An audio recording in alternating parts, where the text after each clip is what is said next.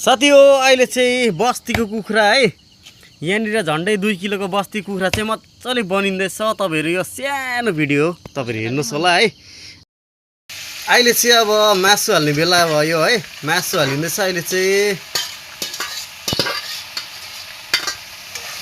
यो मजाले स्पाइसी बनिने छ, तपाईहरु हेर्नुस् होला है।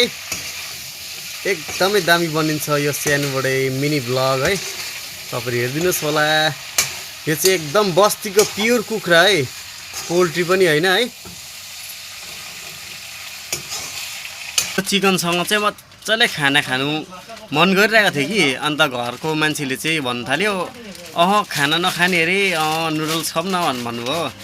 अन्त मजाले अहिले थुक्पा पनि बनाउनु हुँदैछ है हाम्रोतिर।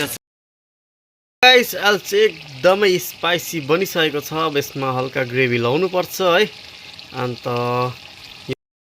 गाइस अहिले चाहिँ थुक्पा पनि एकदमै रेडी भइसकेको छ र अहिले यता चिकन ग्रेभी पनि मजाले बनिसकेको छ। चिकन ग्रेभी है, अब चाहिँ यो मजाले खाइ हुन्छ। एकदम स्पाइसी बनेको छ गाइस, तपाईहरु हेर्दै गर्नुहोस् है।